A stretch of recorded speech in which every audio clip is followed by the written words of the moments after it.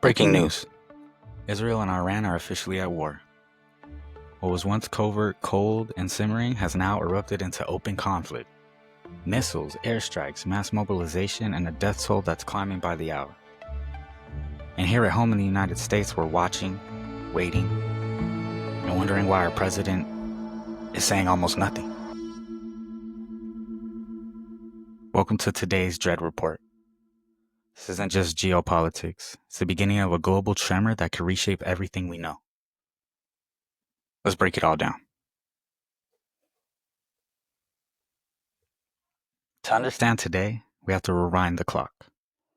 Years, decades of tension between Israel and Iran have been boiling under the surface. Proxy wars, cyber attacks, nuclear threats, covert assassinations.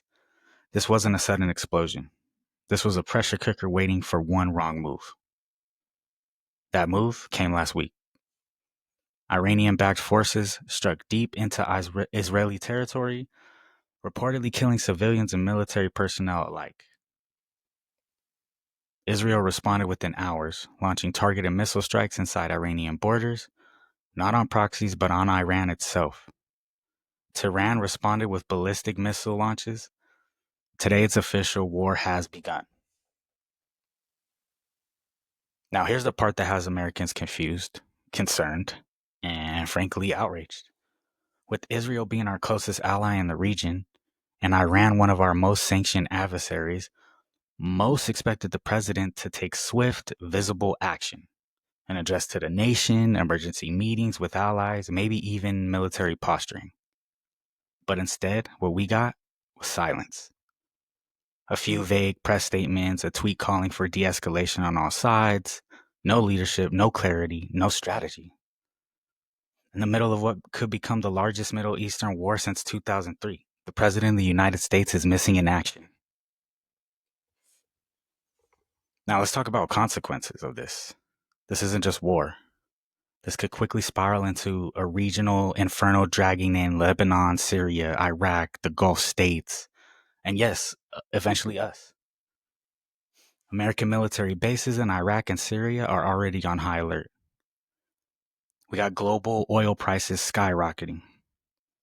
U.S. citizens in the region being told to evacuate.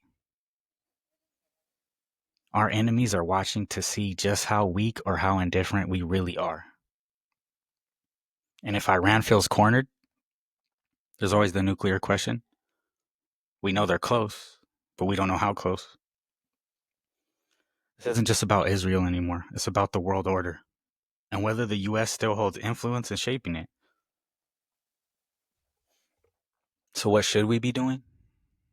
Let's be real. Jumping into another war is not the answer for us, but neither is inaction.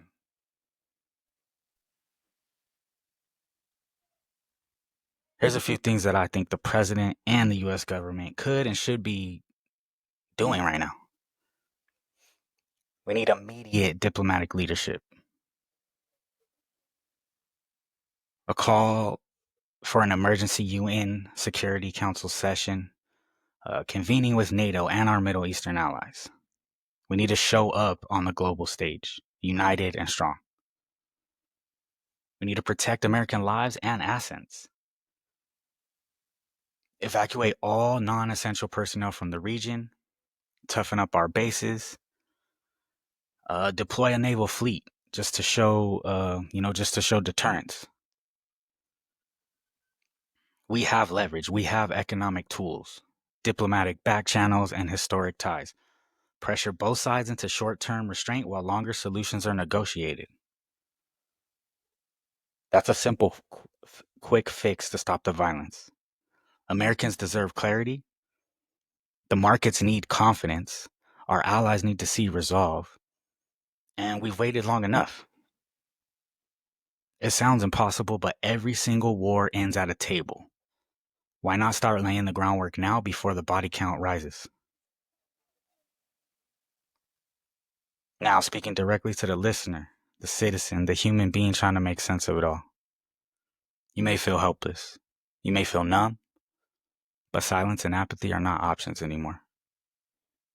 Whether you're progressive, conservative, independent, or none of the above, this affects you. War anywhere means instability everywhere. Gas prices, food costs, security threats, refugee crisis.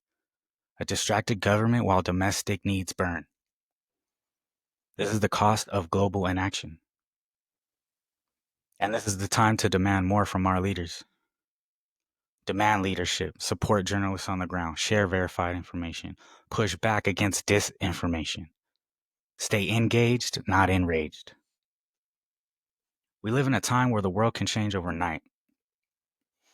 War is not something you do anymore from a distance. It reaches your phone, your wallet, your city even. But so does peace. So does unity. So does power when people come together. As a country, this is our moment. Not to fight someone else's war, but to show what real leadership looks like. To remind our elected officials that silence is not a strategy. And to stand for something bigger than fear. Let's stay informed, stay active, and most of all, stay united. The world's watching us now. Let's give them something worth watching.